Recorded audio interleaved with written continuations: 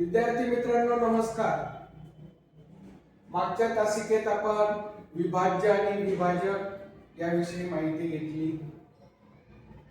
भागाकार क्रिया करत असताना जो भाज्य असतो आणि भाजक असतो त्यांच्या बाबतीत जेव्हा बाकी शून्य येते तेव्हा भाज्यालाच आपण विभाज्य म्हणतो आणि भाजकालाच विभाजक म्हणतो. विभाजक म्हणजे फॅक्टर्स, विभाज्य म्हणजे मल्टिपल्स. पाचवीत आल्यानंतर आपल्या गणिताच्या अभ्यासात आपल्याकडून बऱ्याच मोठ्या प्रमाणात पाढे पाठांतर झालेलं आहे किंवा पाढे आपल्याला तोंडपाठ सांगता येतात. तर पाढे पाठ असले तर आपल्याला गुणाकार आणि भागाकार या क्रिया सहज आणि अचूक करता येतात आणि भागाकार क्रिया सुद्धा अचूक क्रिया करता येतात. विभाज्य आणि विभाजक शिकल्यानंतर प्रत्यक्ष भागाकार न करता, भागाकार कागदावर संख्या लिहायच्या, काटाकाटी करायची ही क्रिया न करता ती संख्या किंवा दिलेल्या संख्येचे विभाज्य कोणते कोणते असू शकतात याविषयीच्या काही कसोट्या आपल्याला आजच्या तासिकेत करायच्या. प्रत्यक्ष भागाकार न करता केवळ कसोटीच्या आधारे आपण सांगू शकतो की त्या संख्येला 2 ने किंवा 5 ने किंवा 10 ने आणखीही 3 च्या 4 च्या 11 च्या कसोट्या आहेत. परंतु आपल्याला 5वीच्या इयत्तेमध्ये 2 ने विभाज्यतेची कसोटी, 5 ने विभाज्यतेची कसोटी आणि 10 ने विभाज्यतेची कसोटी या 3 कसोट्यांचा अभ्यास करायचा आहे. मग 2 ची कसोटी, 2 या संख्येची कसोटी आपल्याला बघितली तर कसोटी अशी आहे की संख्येच्या एकक स्थानी 0, 2, 4, 6 किंवा 8 यापैकी कोणताही अंक असेल तर ती संख्या 2 ने विभाज्य असते, म्हणजेच त्या संख्येला 2 ने भाग जातो. बघा 2 चा पाढा घ्या. 2 1 2 2 2 4 2 3 6 2 4 8 2 5 10 2 7 12 2 7 14. आता बघा या ठिकाणी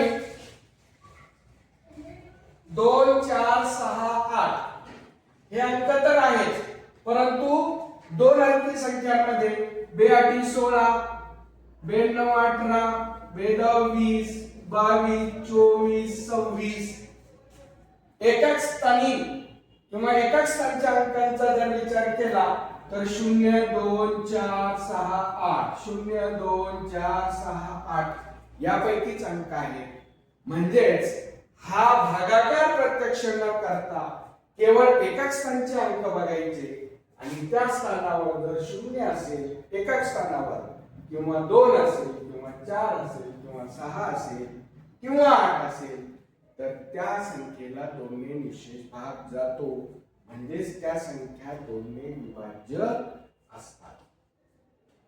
आता 5 ने विभाज्यतेची कसोटी. संख्येच्या एकक स्थानी 0 किंवा 5 यापैकी कोणताही अंक असेल तर ती संख्या 5 ने विभाज्य असते.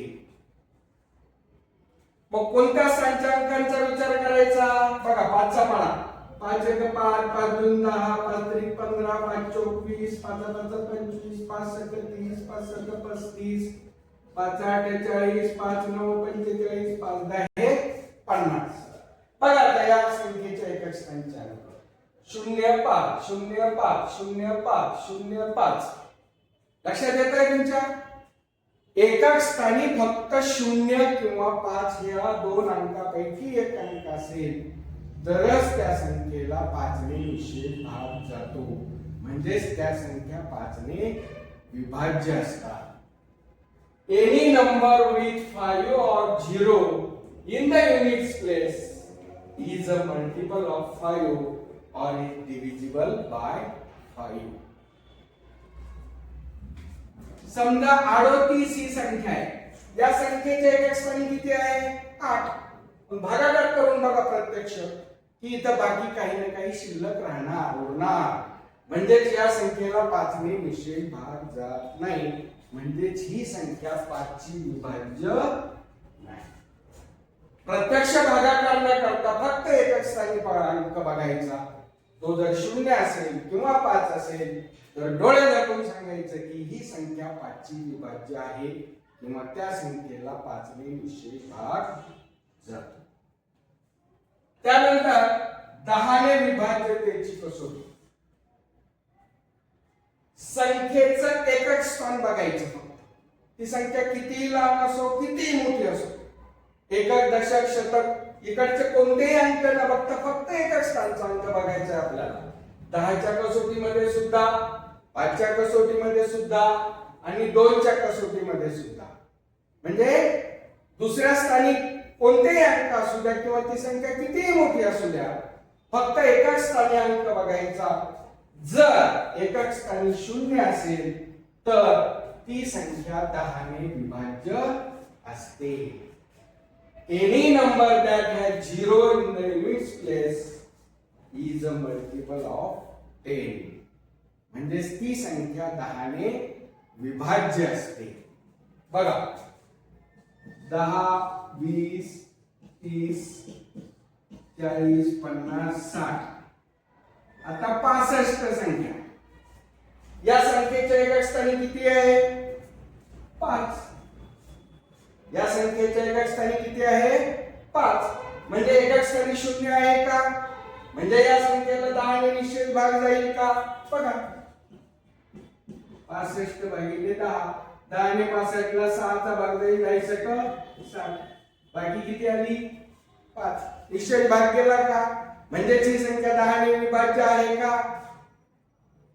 यावरून प्रत्यक्ष भागाकार न करता केवळ एकक स्थानच्या अंकावरून आपण सांगू शकतो की ती संख्या 2 ची विभाज्य आहे का, 5 ची विभाज्य आहे का किंवा 10 ने विभाज्य आहे का. यांनाच म्हणायचं विभाज्यतेच्या कसोट्या. 2 ची कसोटी आपण पाहिली होती. If there is 0, 2, 4, 6 or 8 in the units place, the number is a multiple of 2 or is exactly divisible by 2. अशा रीतीने आपण आजच्या कसोटीमध्ये 2, 5 आणि 10 ने विभाज्यतेच्या कसोट्या पाहिल्या.